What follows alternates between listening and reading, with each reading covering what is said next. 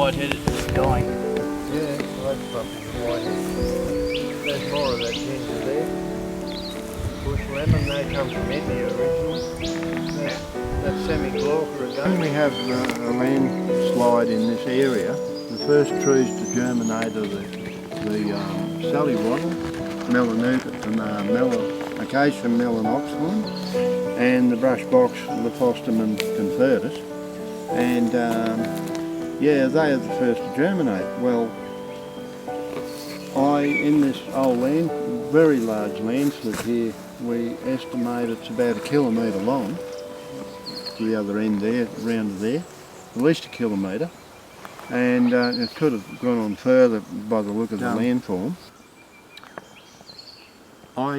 There was a brushbox in the deep rainforest, and brushbox don't survive in deep rainforest on Combine or the Dorrigo, if you have a look in regrowth forest up there. As I said, they're a pioneer tree, but I can show you out in the Never Never, you know, in the Dorrigo World Heritage Reserve, there where hundreds and hundreds, over hundreds of acres of brushbox are dying in the rainforest. Okay. Because they were the pioneer tree, but they only, in our climate here and up there, they only grow once a year, one new growth a year. That's around, you know, October, November. The other rainforest species that come up in association with them, like hoop pine up there, and stinging tree, and the rosewoods, red cedar, some white beech, white cedar, and this brown beech. I can't think of it. It's on the tip of my tongue. This other very common species, I'm just pointing at some there. They grow very quickly, and they have several. They have spring growth, summer growth, and autumn growth usually, with the average season. So they have all these growth spurts, and they quickly, their canopy gets higher than the brush box and smothers them. A brush box needs full sun to survive. It cannot grow under a canopy. So when to get it started, it needs a good uninhibited passage through to maintain its canopy growth. And they like disturbed soil as well. Yeah, the disturbed soil to get the germination, because in those environments you don't normally have a bushfire to germinate the seed like eucalypt forests often have, to get them germinated. Just a bit of broken soil is enough to germinate the seed, or even on a bank, a road cutting bank, or we've got banks just around the side here. Cattle have exposed the soil. Well, little brushbox seedlings come up there, and red corkwood and such like that. But this brushbox around here, for instance, was in the tallest rainforest. Some of my old great uncles, they were axemen, they were up on boards, crosscut saws and axes and so forth, hauling the biggest scrubs on Combine and Dorrigo. They worked up there too. They had never seen a rainforest so tall as what was in that little valley in there. Yeah, I think because what I'm facing here now is a ridge that runs roughly east-west, and so hardly sees any winter sun at all. And the trees on this western side of it, or southern side of it really, have to grow very tall to reach the sunlight.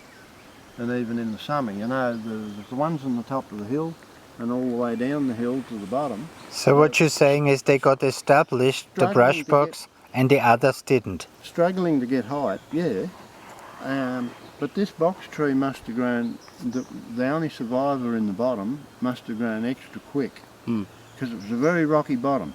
Bit of a spring in there perhaps. A bit of a spring maybe, but extremely rocky. Not much soil for the rainforest initially to grow on. It built up over the years, it would have after the landslip, but when the tree fell over, I took a piece of timber out of it, and with the diameter of the tree, I took out roughly 15 centimetres, 150 mils of the tree, and cut it cleanly. I planed it so it was very smooth with an orbital plane, and I estopoled it to highlight the growth rings. And as in the brush box here, there's only one growth a year, so it laid down just one growth ring per year, where other species might have 3 growths a year, so each time there's a growth they put down an extra ring.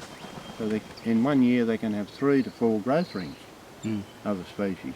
I've seen that with lemon-scented gum trees. When one in Taree was 30 years old and it had 105 growth rings.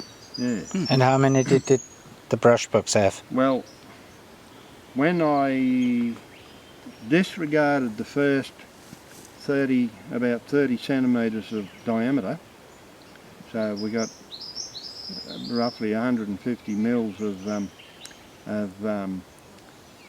radius.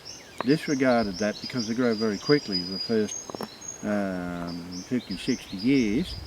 I disregarded that, and then so I multiplied the growth rings that were left between there and the outside of the tree, what was left of the radius, and I was flabbergasted to find there was 1950 years there. In the growth rings were so tight. You needed a hand lens. Yeah, I needed a magnifying glass and a needle to count. It was like the growth rings in the Huon pine in Tasmania, so close and tight. Yeah. And so that brought me roughly to the 2,000 years, because as I said, I disallowed the first. Joe asked me, what's the wildlife? And there are different possums. Do you have to come out at night to see anything? Oh yeah. Because at Mount Boss I've been looking for one of anything, right? Got 6 nights, 6 days, right? Since I started really looking. And all we got's Hastings hopping mouse, that's all there's left. Having a bit of a hard time with all the study. Yeah. You know, one that produces a lot of seed regularly. Yeah. But there's others further down the hill. Look at that cockspur ripening seed there. I made marmalade out of that one year. Yeah. One with really big fruit though, not small fruit. You know the Osage orange, the same family. The American Osage orange. Yeah. They're big like that. Yeah. And related to mulberries. They grow them down in Braidwood in the cold country, the Osage orange. Yeah. 26, 27. Right. They're out of the textbook now. And 24. Hey, there's a walnut tree in there. Look at that.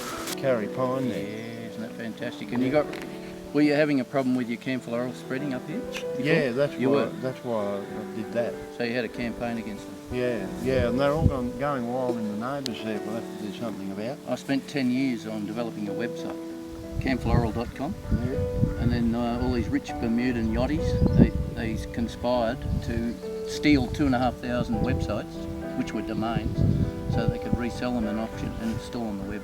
Yeah. This auctioning system, right, for other people's stolen websites and domains. Really? Mine was camphloral.com. Yeah. Then I finally worked out through asking IT specialist after IT specialist, how do I get my website back? It was stolen. I don't have to pay them. $500 was the minimum price. Okay, I still wasn't going to pay them because they stole it. Yeah. And all the details of that I can prove in court. But then I had to just convert it to .com.au, and it took 4 or 5 IT specialists to find one in Lismore that said, you just convert it to AU, you know, I can do it now for you. And it was done in 25 minutes, you know what I mean? Yeah. All come out of archives, back up onto a new website. Cool. Guess how I killed Roundup? No?